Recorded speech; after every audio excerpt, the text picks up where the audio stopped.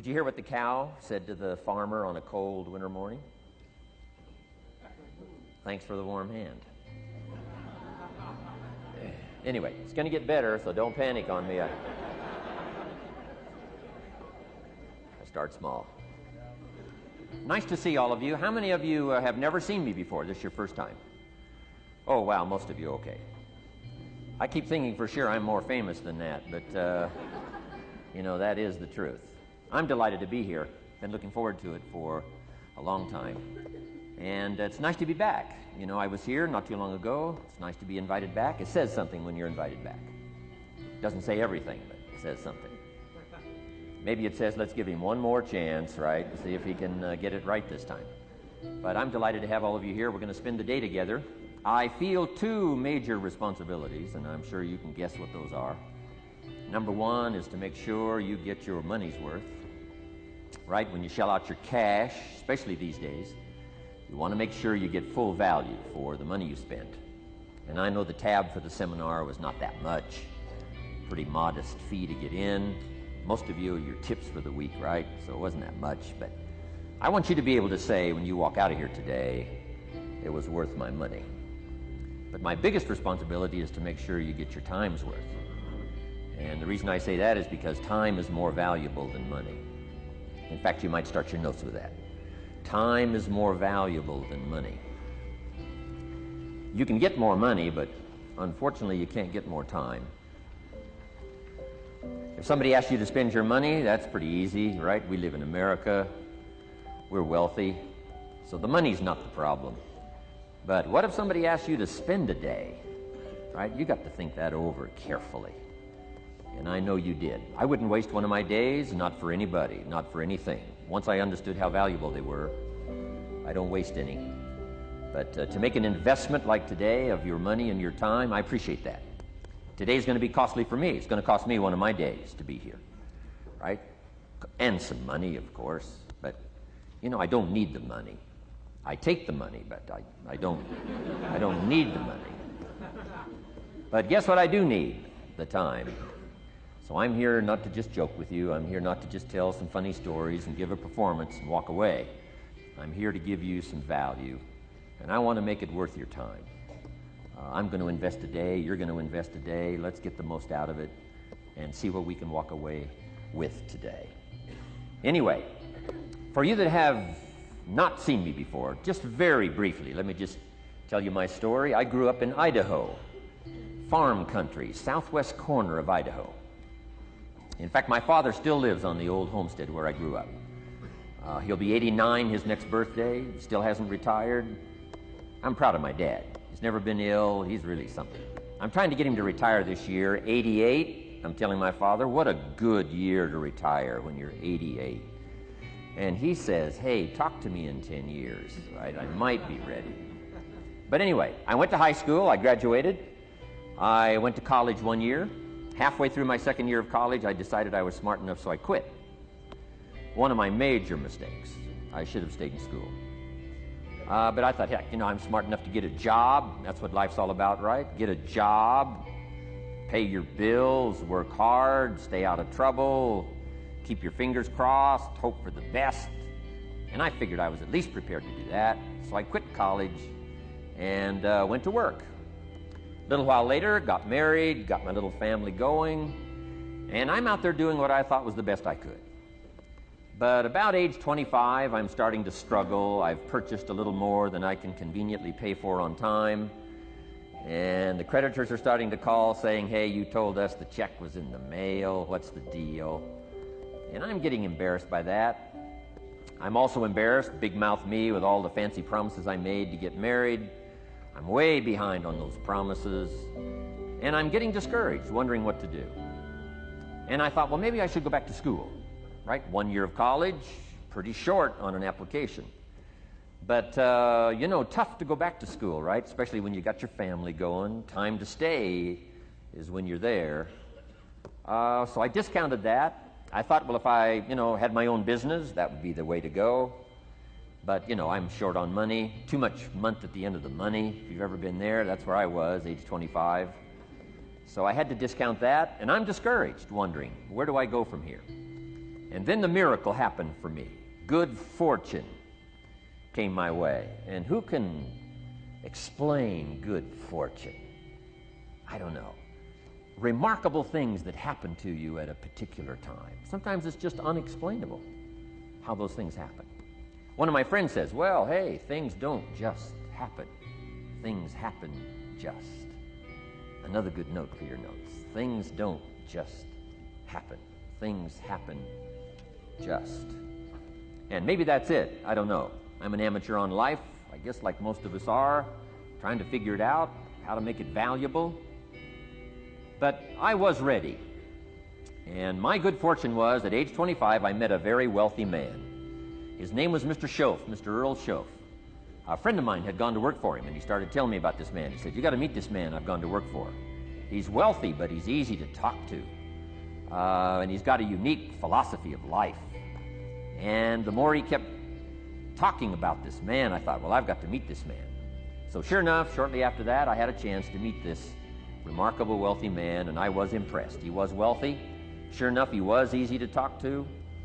I was so intrigued, within a few minutes, I said to myself, if I could be like him, farm boy from Idaho, if I could be like him, I'd give anything.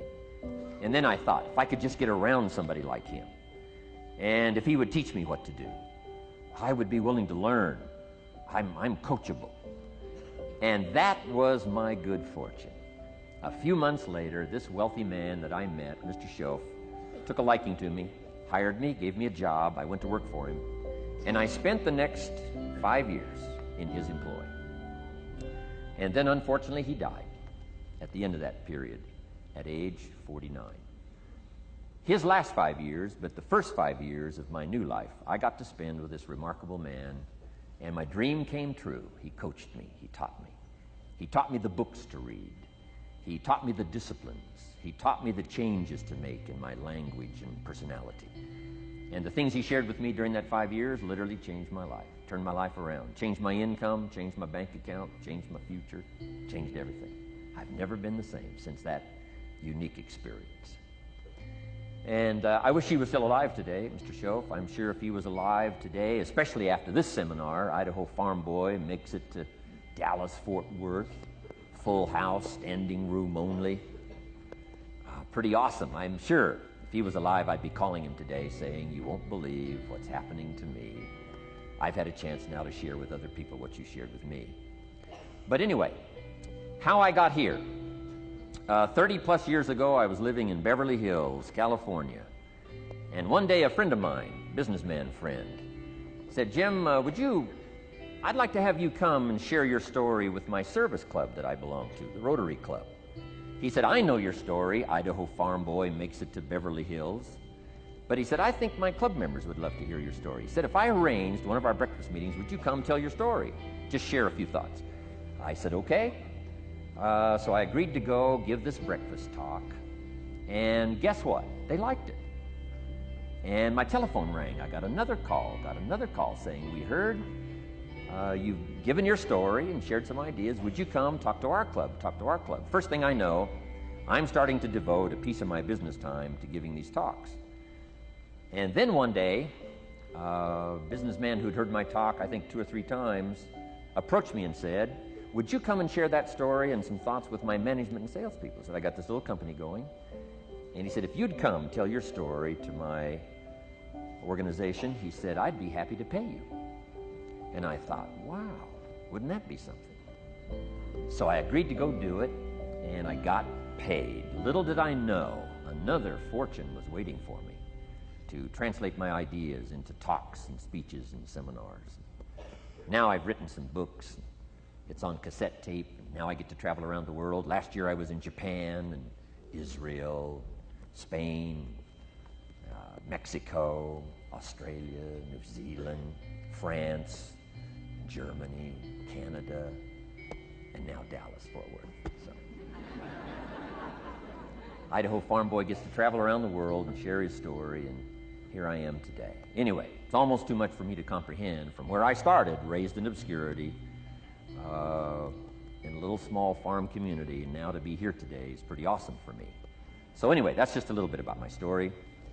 My story is probably more intriguing for me than it is for you, but I wanted to hear it again, so I thought I would just, bore you with it. Anyway, I don't ask you to be impressed today. I'm the one that's impressed from where I came from to have a chance. But that's the American dream, right? Come true. Chance to start from scratch, start from obscurity, start with pennies, start with nothing, and have a chance to transform your life, change your life, set your goals, and see what you can accomplish. So anyway, that's how I got here. And I'm just delighted that this day has arrived, and I truly want to make it valuable for you. Let's go to work. Here's what I hope you'll find out of this seminar today for your notes. Here's what I hope you'll find. Number one, sincerity. Above all else today, I hope you'll find me sincere. Best place for people to start to communicate is sincerity on both sides.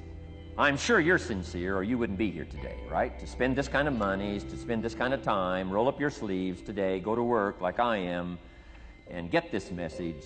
You've got to be sincere. So I assume you're sincere. Now I want you to see me sincere. But I've got a good note for you to make. Sincerity is not a test of truth. Important note to make. Sincerity is not a test of truth. We must not make the mistake of saying he must be right, he's so sincere. That would be a mistake. And here's why. It's possible to be sincerely wrong. So we don't mistake sincerity for truth, right? Sincerity is only a test of sincerity. Truth has to yet be tested by truth, okay? But hopefully you will find me sincere and truthful. Next, a combination of things I hope you'll find here today. Ideas plus inspiration. Ideas plus inspiration. Ideas, business ideas and social ideas and personal ideas. We all need ideas, right? How to have a good day ideas, how to have a good year ideas, how to have your best year ever ideas, good health ideas, personal relationship ideas, how to deal with your family ideas, sales management ideas, financial freedom for the future ideas. We all need good ideas. So today, I hope you gather up by notes and by what you can remember a lot of ideas. I want to share as many with you as I possibly can in the time constraints we have. Today's going to go very rapidly. I used to think a day like this was a long day. Found out it's a pretty short day. But I'm going to go as fast as I can, share with you as many ideas as I possibly can. And here's why. Ideas can be life-changing. Ideas can be life-changing. And sometimes all you need is just one more in a series of good ideas. It's like dialing the numbers into the lock, right? You got 5 or 6 numbers dialed into the lock. The lock still won't come open, but you don't need 5 or 6 more numbers. Maybe you just need one more. And maybe a seminar like this could do it. A sermon could do it. The lyrics from a song could do it. The dialogue from a movie could do it. Conversation with a friend might do it. That one last piece you need, number. Dial it into the lock, that's it. The lock comes open, there's the door for you to walk through. And maybe this seminar today could furnish that for you. One more idea. I know you've come with a lot already. Sometimes we get the impression, I used to have that I only had this much going for me and I needed this much. Usually not true. And I'm sure not true of this audience, where I find you today, as well-dressed as you look today. As fine as you are sitting here today, it isn't that, you've got this much going for you and you need this much. I would assume you've got this much going for you and maybe all you need is just a few more thoughts, ideas, to furnish you some ways and means to turn your life into the dream you want it to be. So, ideas. The seminar is going to be loaded with ideas. I want you to take good notes. But here's what else I hope you'll find here today, and that is inspiration. And who knows the mystery of inspiration? Why some people are inspired and some are not? You were inspired to get here. Some were not. Who knows the mystery of that? I don't know.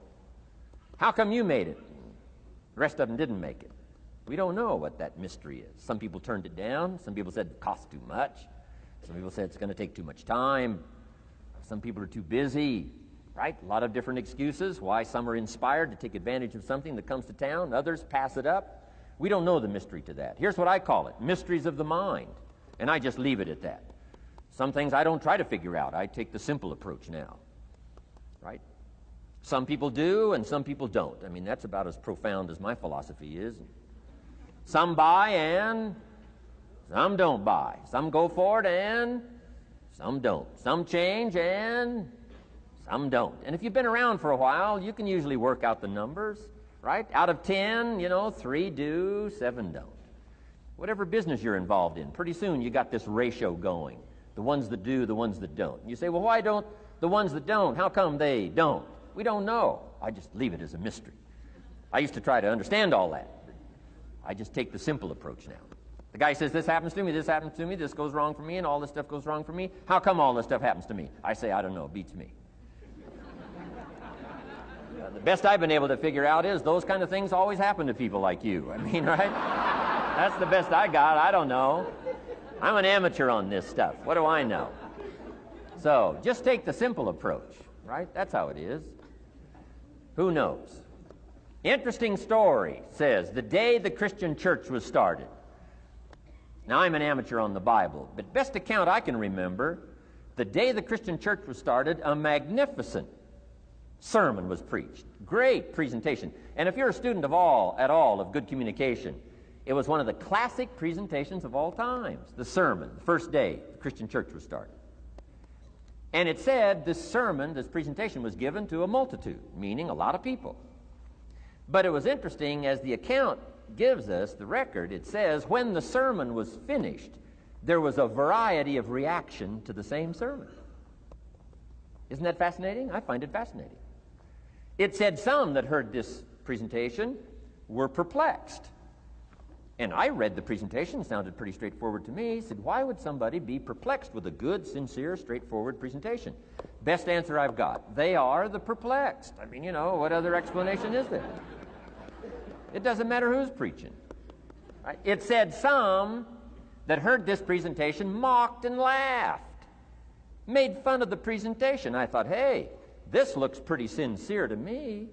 If you give a sincere, honest presentation, why would somebody mock and laugh? Easy explanation. They are the mockers and the laughers. What else would you expect them to do? Right? I used to try to straighten all that out. Say, well, they shouldn't do that. I don't do that anymore. I've got peace of mind now. I can sleep like a baby, not try to straighten all this stuff out. I used to be so naive. I used to say, well, liars shouldn't lie. See, how naive can you be? Of course they're supposed to lie. That's why we call them liars. They lie. They lie. So I don't straighten this stuff out anymore. Anyway, it said some that heard this magnificent presentation didn't know what was going on. And they're usually easy to spot. They're usually saying, what's going on, right? I mean, they don't know what's going on. But interesting, right? A variety of reaction to the same sincere, honest presentation. Now, it also says, in wrapping it up, some that heard the presentation believed. And I think that's who the speaker was looking for, the believers. Interesting. Now, it said the number of believers was about 3,000. So, a pretty good first day.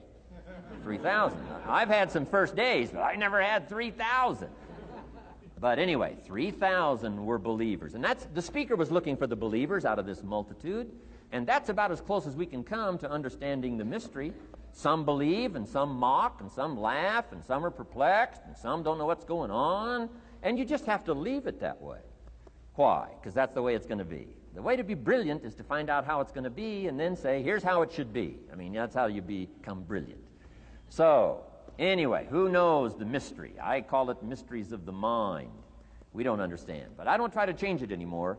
On this particular story, as far as we know, they didn't have classes after the presentation to try to de-perplex the perplexed. I mean, as far as we know, they left them perplexed. They left the mockers mocking. They let the laughers laugh. I mean, they didn't come back and try to straighten all this out. You say, well, how can you build a church? Well, make another presentation, and you'll get some believers and some mockers and some laughers and some who don't know what's going on. So that's about the best we can do. So, but I'm glad I've got the believers here today. You believed enough to shell out your cash and part with your time and some of your effort and energy, and I appreciate that. So, hopefully you'll find some inspiration here today. All right? To get the most out of today, a couple more notes. Number one, be thankful. That's a good way to capture the most of a day like this. Be thankful for what you already have. That shouldn't be any problem in America, being thankful. Everything we need is available in America. Everybody wants to come here, right? The last time I was here, that little presentation I gave, everybody wants to come here, America. People haven't plotted and schemed the last 40 years saying if I could just get to Poland, everything would be okay. No, everybody wants to come to America. Why? Everything's available here. All the books you need, all the sermons you need, all the churches you need, all the schools you need, all the instruction you need, all the inspiration you need, all the capital you need, all the markets you need, all the challenge you need, all the information you need, all the seminars you need. Everything's available here. This is America. So number one, let's be thankful for what we already have. Thanksgiving does this. Opens up the doors, opens up the windows, opens up the channels. Thanksgiving for what you already have. I did a seminar one weekend up at the ranch, up at Clear Lake. Got a lodge up there. Nice setting, high valley, high serenity ranch. For the weekend, Friday evening, Saturday, Sunday. People drove in from around California. I got there late Friday afternoon. Everybody had pretty well already gotten there. I couldn't believe the parking lot. Continentals and Eldorados and Mercedes and Cadillacs and unbelievable. Ferrari, one Rolls Royce, unbelievable. I walked in, good-looking crowd about like this, sitting there ready for the weekend seminar. My opening remarks were, ladies and gentlemen, I think the rest of the world would find it strange that we have all come here this weekend to try to figure out how to do better. Right? I think the rest of the world would say, I don't understand. Guy in his Rolls Royce saying, I got to get to the seminar, find out how to get another one of these Rolls Royces. Unbelievable. Anyway, let's be thankful. Here's what locks up the doors and the channels to receive more: cynicism.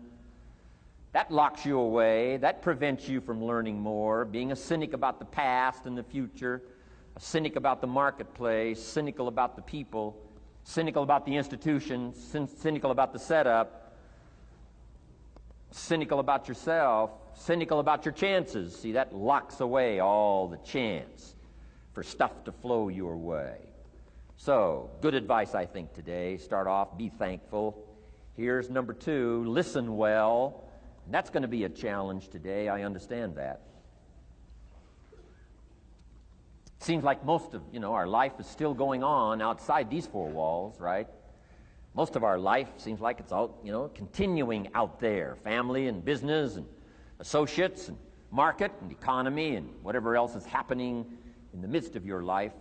And to sort of, pull your attention from what's going on out there and put it in here for just a few hours, I know is a challenge.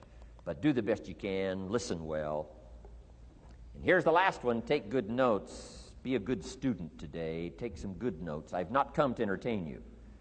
As you can tell by my opening joke, right? I would not make it in Las Vegas. So we don't have a dog and pony show today, no entertainment. But I do have some ideas. Take some good notes. Somebody showed me the other day notes that they took about 21 years ago, attending one of my seminars out in Los Angeles. He said, I still use these notes I took 21 years ago to help me in my business, relationship with my family. So I'd like to have these notes that you take today become that valuable for you. Then it would be worth me making the investment to come and spend a portion of my life, my time, my energy here. And I want this investment I'm making here today to pay off. And one of the ways it can pay off for me is for you to take good notes and then go away and use whatever makes sense. Because what I feast on coming back around is the stories out of this audience today. Sure enough, 6 weeks from now, 6 months from now, 6 years from now, somebody's going to, by phone, by letter, by personal contact, walk up to me and say, the things you shared that day got me thinking. And I started making some changes, and let me tell you what's happened to my business. Let me tell you what's happened to my sales career. Let me tell you what's happened to my relationship with my family. See, that'll make it worth it for me. Not the money, the return. Something you can't buy with money. If somebody says, thank you for touching my life and taking the time to make the investment. And that's what I'm all about. So if you'll become a good student today. And here's the last note. Don't be a follower, be a student. You'll be happy to know today we haven't come seeking disciples. We've got no movement for you to join. I'm just here to share some of my experiences, good ideas best I can. But I think that's good advice. Don't be a follower, be a student, right?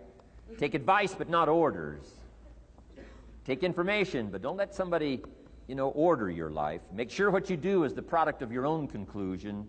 Excellent note to make. Make sure what you do is the product of your own conclusion. Not to do what someone else says. Take what someone else says, process it, think about it, ponder it. If it makes you wonder, if it makes you think, then it's valuable. Then, when you go take action, make sure that the action is not what somebody told you to do. Make sure the action is the product of your own conclusion. If you'll follow just a little bit of those simple guidelines, I'm telling you, the learning process can be speedy, swift, powerful. Your learning curve can go up, and then applying it to your business, your life, your family, conversations, equities of all kinds. You'll find some progress like I did that first 5 years when I met a teacher willing to share with me, turn my life around. Progress I couldn't believe happened for me.